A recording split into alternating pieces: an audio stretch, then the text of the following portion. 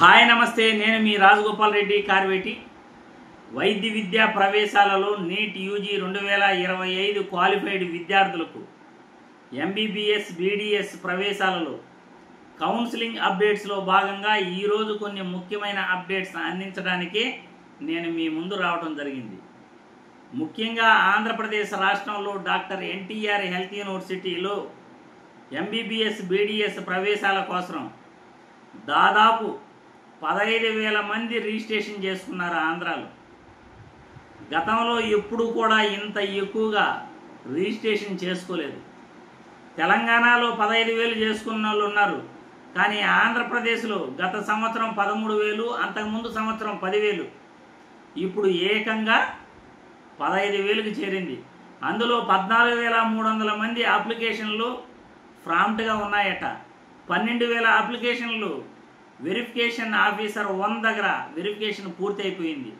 Level 1లో verification 12,000 మందికి పూర్తి చేసేశారు. లెవెల్ 2 వెరిఫికేషన్ పెండింగ్లో ఉంది. మరో 2 వారాల లోపల మెరిట్ లిస్ట్ కూడా రిలీజ్ అయ్యే అవకాశాలు ఉన్నాయి.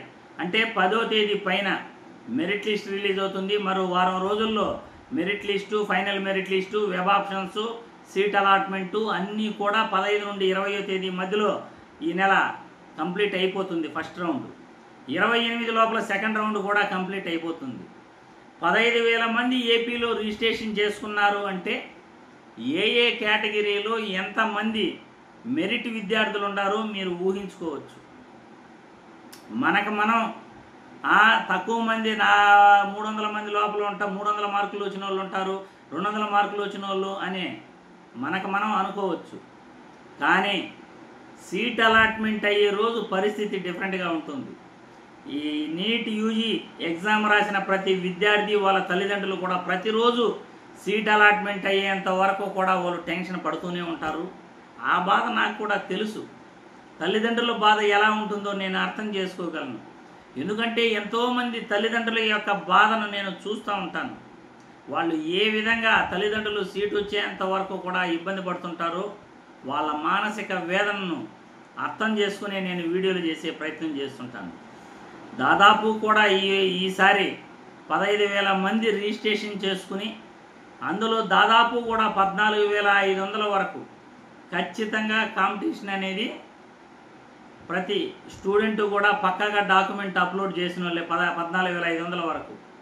మిగతా 350 మందో 400 మందో సరిగా డాక్యుమెంట్లు అప్లోడ్ చేయకపోయినా నాట్ క్వాలిఫైడ్ అయినా అనుకోవచ్చు. కానీ మినిమం 14,500 మంది అయితే ఖచ్చితంగా పక్కాగా రిజిస్ట్రేషన్ చేసిన వాళ్ళు అయితే ఉన్నారు అని అయితే క్లియర్గా అర్థమవుతూ ఉంది.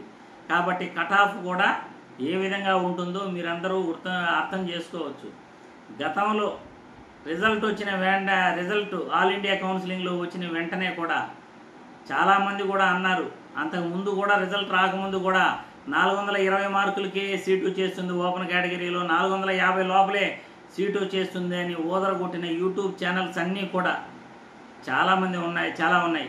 కానీ ఈరోజు పరిస్థితి 15,000 మంది వరకు రిజిస్ట్రేషన్ చేసుకున్నారు. అందులో ఏ కేటగిరీలో ఎంతమంది ఉన్నారో తెలియదు. ఆంధ్రప్రదేశ్ రాష్ట్రంలో రిజిస్ట్రేషన్ చేసుకున్న విద్యార్థులలో మనం ఆల్రెడీ రిజల్ట్ చూడటం జరిగింది.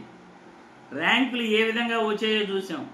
ఆంధ్రప్రదేశ్ రాష్ట్రంలో ఒక ఎస్వియు రీజన్లో గవర్నమెంట్ కళాశాలలో సీట్ రావాలంటే 19,900 లోపలే స్టేట్ ర్యాంక్ వచ్చి ఉంటే వాళ్ళకి గవర్నమెంట్ కళాశాలలో సీటు వస్తుంది. 1900 లోపలే. ఏయూ రీజన్లో 2,100, 2,150 ఆ లోపల వచ్చి ఉంటేనే గవర్నమెంట్ కళాశాలలో సీటు వచ్చే అవకాశాలు ఉంటాయి. ఎందుకంటే సెల్ఫ్ ఫైనాన్స్ కళాశాలలు పెరిగాయి కాబట్టి, లేకపోతే ఇంకా తక్కువే ఉంటుంది అక్కడ కట్ ఆఫ్. కాబట్టి పరిస్థితి కాంపిటీషన్ అయితే ఎక్కువగానే ఉంటుంది. అది విద్యార్థులు తల్లిదండ్రులు అర్థం చేసుకోవాలి. దానికి తోడు ఈ రిజల్ట్ అనౌన్స్ చేసిన పద్ధతి, స్టేట్ ర్యాంకులు విడుదల చేసిన పద్ధతి అయితే ఇంకా గందరగోళం. పేరు ఊరు లేకుండా డాక్టర్ ఎన్టీఆర్ హెల్త్ యూనివర్సిటీ వాళ్ళు స్టేట్ ర్యాంకులు విడుదల చేయటంపై చాలా అనుమానాలు ఉన్నాయి. ప్రతి విద్యార్థి కూడా మీ ర్యాంకులను అబ్జర్వ్ చేసుకుంటూ ఉండండి. మీ ముందు వెనక మీకు తెలిసిన వాళ్ళకి ఏ ర్యాంకు సీట్ వస్తూ ఉందో అది ప్రతి ఒక్కటి మీరు కనుక్కుంటానండి. మేము కూడా యూట్యూబ్లో చెప్తూనే ఉంటాం. కాబట్టి కూటమి ప్రభుత్వంలో డాక్టర్ ఎన్టీఆర్ హెల్త్ యూనివర్సిటీ ఎందుకు ఈ విధంగా ర్యాంకులు విడుదల చేస్తూ ఉంది? ఇకనైనా సక్రమంగా ప్రతి ఒక్కరికి ట్రాన్స్పరెంట్గా డేటా కనబడేటట్లు రిలీజ్ చేయాలని ఈ వీడియో ద్వారా సూచిస్తున్నాం. ఎందుకంటే మన వీడియోలు దాదాపు కూడా డాక్టర్ ఎన్టీఆర్ హెల్త్ యూనివర్సిటీ వాళ్ళు చూస్తారని నాకు తెలుసు. కాబట్టి మనం ప్రతి విద్యార్థికి కూడా న్యాయం జరగాలనే కోరుకుంటున్నాం.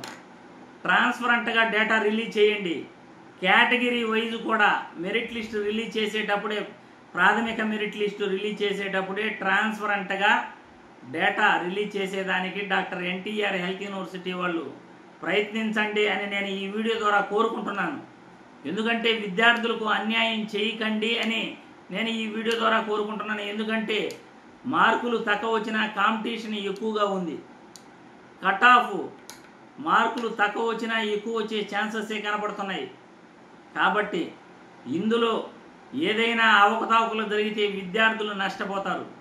కాబట్టి డాక్టర్ ఎన్టీఆర్ హెల్త్ యూనివర్సిటీకి ఈ వీడియో ద్వారా పదే పదే కూడా రిక్వెస్ట్ చేస్తున్నాం. ఎందుకంటే దళారులు ఉన్నారు అని మీరే నోటిఫికేషన్ జారీ చేశారు, మేము కాదు చెప్పింది.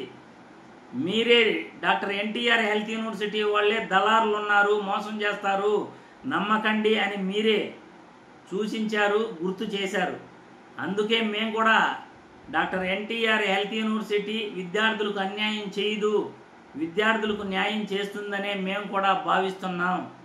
కాబట్టి డాక్టర్ ఎన్టీఆర్ హెల్త్ యూనివర్సిటీ వాళ్ళు జాబితా రిలీజ్ చేసేటప్పుడు, ప్రాథమిక మెరిట్ లిస్ట్ జాబితా రిలీజ్ చేసేటప్పుడు ట్రాన్స్పరెంట్గా ప్రతి విద్యార్థి యొక్క roll number, all India rank roll number మరియు వాళ్ళ ర్యాంకు, తర్వాత పేరు, స్టేట్ ర్యాంకు, కేటగిరీ, మార్కులు ఇవన్నీ కూడా మీరు మెన్షన్ చేసి విద్యార్థులు చూపించండి. గత సంవత్సరాలలో అదేవిధంగా చూపించారు. గత 5 సంవత్సరాల్లో కూడా గత ప్రభుత్వంలో మీరు ఇప్పుడు రాధికారెడ్డి గారే గత సంవత్సరం కూడా ఆమె చైర్మన్గా ఉన్నారు.